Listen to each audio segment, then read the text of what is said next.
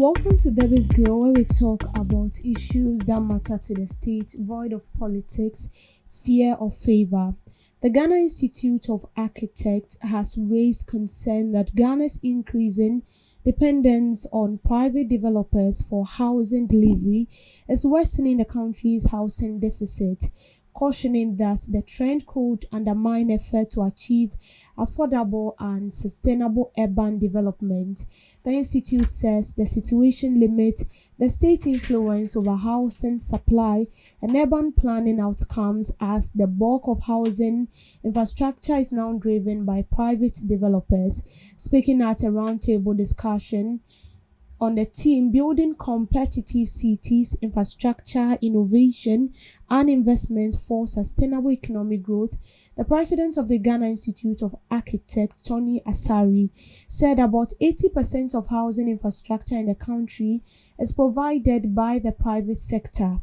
According to him, while private sector participation remains essential, over-reliance on it poses risk to national housing policy and urban development planning. A caution that leaving critical urban infrastructure largely in private hands without strong regulatory oversight and government incentives weaken the state's ability to ensure balanced and inclusive development. He added that without effective policy direction and stronger government intervention, Ghana risks exacerbating its existing housing challenges. This has been an issue for the past few months now, where we had instances where we were all complaining about rent issues and a whole lot. And that is because I cannot point to a complete set of a house unit that was being built by the government. And so most of the houses that are being rented out to the citizens are houses that are built by private developers, private estate developers. 99% of houses that are being rented out to citizens in Ghana, 99% are owned by the private developers. You get to find about a few. And I remember those time they were how like the government brought out initiative not under this current government, but if my memory serves me well, I think under the former president Kufuor, they brought out a policy where I think the house is being called low cost, and they have a way it is being built, and they call it affordable housing that is being rented to government workers at a low price, at a low cost. So you can actually get that meaning from even the name low cost. So that was how it is. And they have a way of building it. So immediately you see this out, you know that, oh, this is a government like own property and is being rented out to government officials. But it never got to anywhere. Because as it stands now, I feel like one of the main challenge that we are facing has to do with rent issues right here in Ghana. And because the government do not have an estate, the government does not have a lot of houses they've built where they can rent out to citizens at a low cost. Citizens are being forced to get into the house of these private developers or these private owners who own these houses, and they are being given to you at a higher price, and there is nothing you can do. You need a place to lay your head, so you go in for it. And I can boldly tell you that most of these people do not take 1 year advance. So the person is taking like 500 or 600 a month, and they are taking it 2 years. Some even take 3 years advance.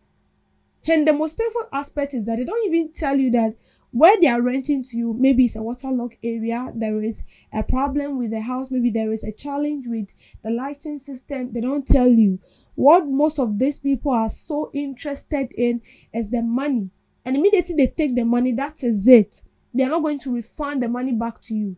And you see, sometimes when you rent this house, you get it in the name, you realize a lot of faults, a lot of mistakes, and you use your personal money in fixing it. Some of them are so good enough that they will tell you that this is what is going on. So you bargain or you sit down and you talk it out with the tenant. And then they boldly tell you that, well, this is a challenge we have here. It's either you use parts of the money to fix it.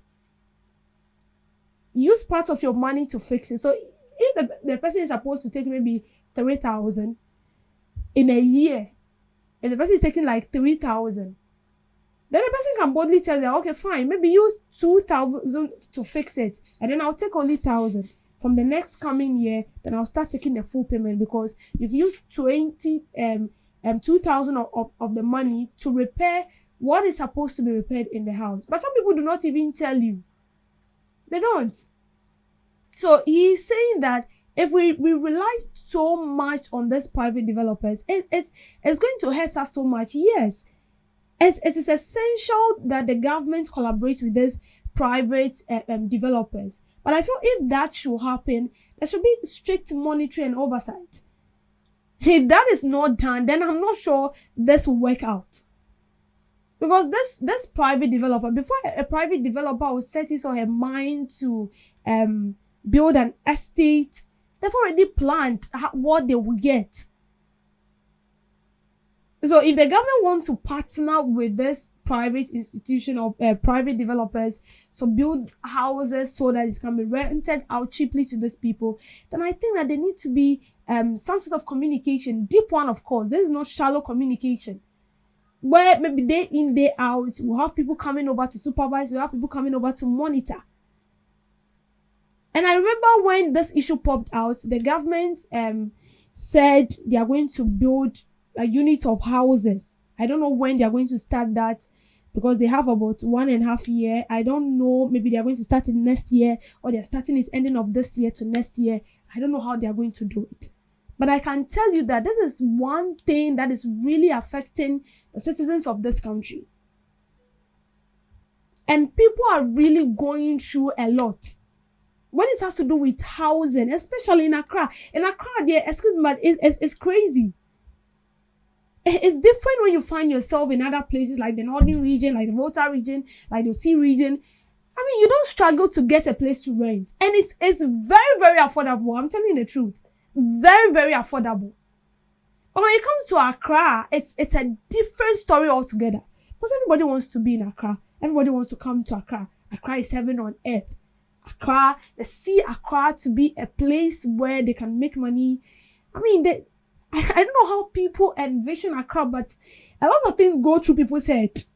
And they want to be here. Maybe it's what they see on tele, the good roads and a whole lot. So everybody wants to be in Accra. And Accra is congested. And so if someone is able to build a 3-unit house or maybe 4 or 5, it's very, very expensive. And sometimes you go to rent this house, they don't even have a common toilet. They don't have it. So you be in your house and you're walking about miles to other places, and you see all these are things that needs to be sorted out. Imagine the government has a lot of houses they built. These private developers will be forced to decrease their price. They'll be forced to decrease it.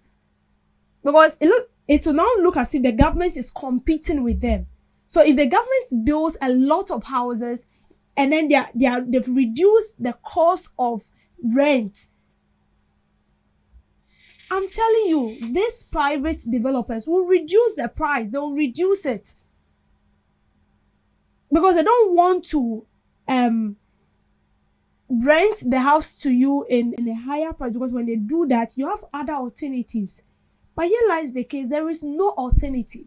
So if the person is telling you that they are taking 600, they are taking 700, you just go in and you rent. And sometimes after renting, the stress that comes with it is different. It's different. I earlier said that most of these landlords, most of these landladies do not even tell you the truth. They don't tell you the truth. They lie to you. What they are interested in is the money. They're only interested in the money. They don't care on how to renovate the house, put things in order. They don't care about that. They only care for the money. So that is what they do. But imagine a government house, a lot of houses they build where you can go and rent. You don't have to struggle. You don't have to be calling an agent. And most of this agent will not even get you a good place. They will intentionally get you a place that is bad. Whether you like it or not, they've already taken their money. And if you like the place, you're supposed to pay 10% of what you're paying to the landlord or the landlady for this agent. This is the stress that people are going through every day. And that is why we are all saying that it is necessary. In fact, it is mandatory that the government take this particular issue very, very serious. But because it is one of the issues that I would say it is on the heart of the citizens. And that would definitely be a dream come true. If only they are going to build those houses. The most funny aspect is when they bring out the policy of building houses, affordable houses, and all that, after they are done, most of these affordable houses are not affordable. The prices they even mention to you, like it's something else. It's abysmal. You get it? And then we have the Saglame housing project that have been left to rot. All these things are things that could have been prevented.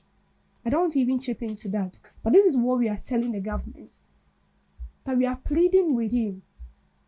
He has promised us, and then we are hoping that that promise will come into manifestation. It shouldn't be one of those talks we've heard before. It shouldn't be a hearsay something. But we hope and then we pray that it will materialize. Because if it does, it is going to help. It will really help. It will really, really help. But if not, then it's a different story. It's a different story. I wouldn't sit here and lie to you.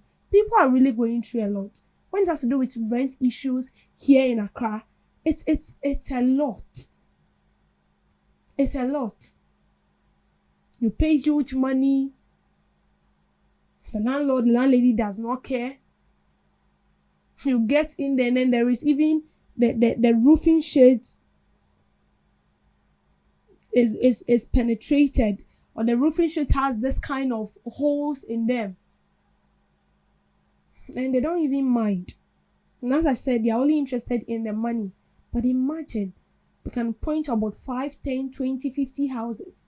We can point to about 100, 200, 300, 500 built by the state.